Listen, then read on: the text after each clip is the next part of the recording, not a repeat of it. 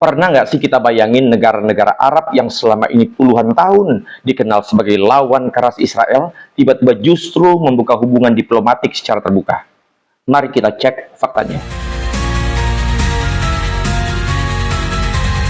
Kedengarannya ini seperti mustahil, tapi itulah yang benar-benar terjadi lewat sebuah kesepakatan yang disebut dengan Abraham Accords. Dan untuk memahami ini, kita nggak bisa cuma lihat dari apa yang terjadi, kita harus masuk ke pertanyaan yang lebih dalam. Kenapa ini bisa terjadi?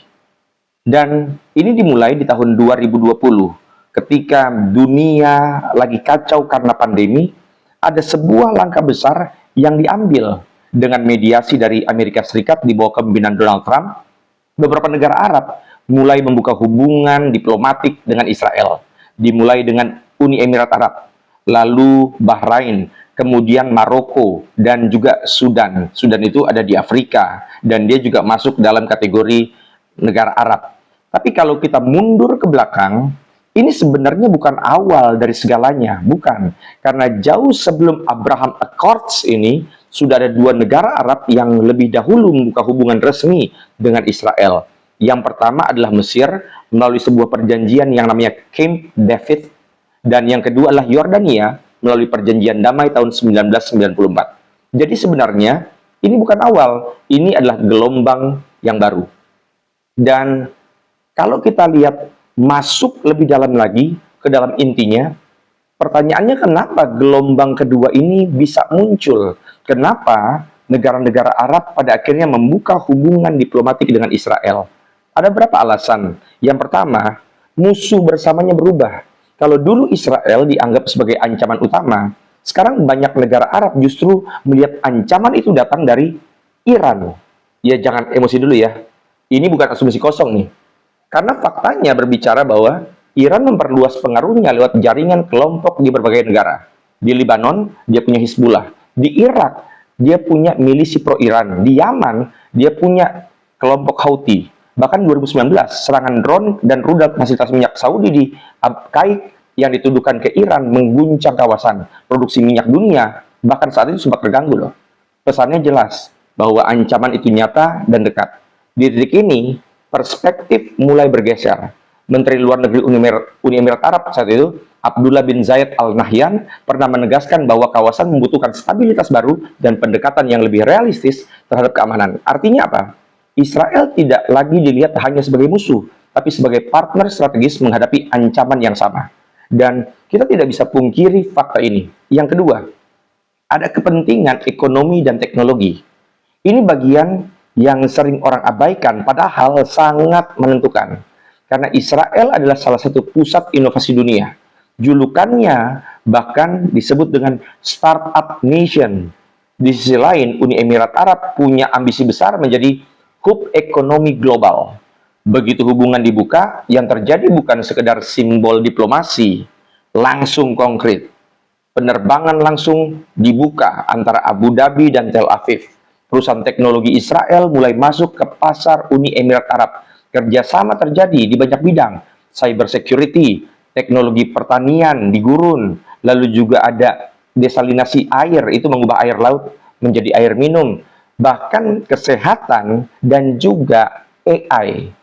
Dana investasi dari Uni Emirat Arab juga mulai mengalir ke startup di Israel. Ini bukan basa-basi loh, ini bisnis yang nyata. Dan sekali lagi, ini tidak bisa kita tutupi fakta-fakta yang ada seperti ini. Ketiga, generasi pemimpin yang berbeda cara berpikir. Ini faktor yang sangat menentukan, tapi sering tidak disadari. Kalau generasi lama dibentuk oleh perang, generasi baru itu dibentuk oleh kompetisi global. Contohnya, pemimpin seperti Mohammed bin Zayed Al Nahyan di Uni Emirat Arab, pendekatannya jelas, pragmatis, dan fokusnya bukan lagi pada konflik ideologis yang lama, tapi pada sebuah pertanyaan yang sederhana, bagaimana negara saya maju 20-30 tahun ke depan. Hal yang sama juga terlihat di Arab Saudi dengan figur seperti Muhammad bin Salman yang mendorong transformasi besar lewat Vision 2030. Arah berpikirnya berubah dari bertahan dalam konflik menjadi bersaing dalam kemajuan. Jangan komentar dulu ya, karena saya nggak ngomongin tentang agama loh, ini ngomongin tentang situasi yang terjadi politik. Dan keempat apa? Karena peran Amerika Serikat sebagai katalis. Jadi Amerika Serikat bukan cuma mediator, tapi juga deal maker. Dan tidak bisa kita pungkiri, memang ada peran dia. Ada insentif yang nyata. Maroko mendapatkan pengakuan atas Sahara Barat. Sudan dihapus dari daftar negara pendukung terorisme. Jadi ini bukan sekedar ayo damai, tapi ayo damai dan ini yang kamu dapat. Realistis, transaksional, dan juga efektif. Itulah yang terjadi. Jadi dalam sekarang-sekarang ini nggak bisa lagi kita ngomongin ideologis. Tapi di tengah semua itu ada satu hal juga yang tetap menjadi bayangan besar, yaitu isu Palestina. Karena banyak juga pihak yang mengkritik langkah daripada Abraham Accord ini. Karena dianggap meninggalkan perjuangan Palestina.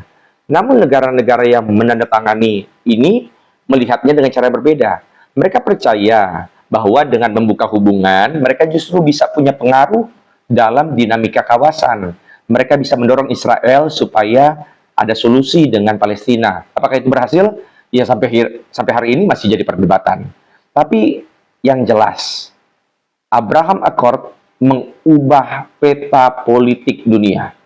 Dulu sederhana sekali, Arab versus Israel. Sekarang justru di antara kedua ini ada kerjasama militer, ada hubungan dagang, ada wisata, bahkan ada investasi. Sesuatu yang dulu mustahil, sekarang jadi realita. Dan kalau kita lihat, ini semua belum selesai. Pertanyaan besarnya sekarang ini adalah, apakah nanti ke depannya Arab Saudi akan ikut untuk membuka diplomasi dengan Israel? Kalau itu terjadi, itu bukan sekedar berita. Itu akan jadi gempa geopolitik berikutnya.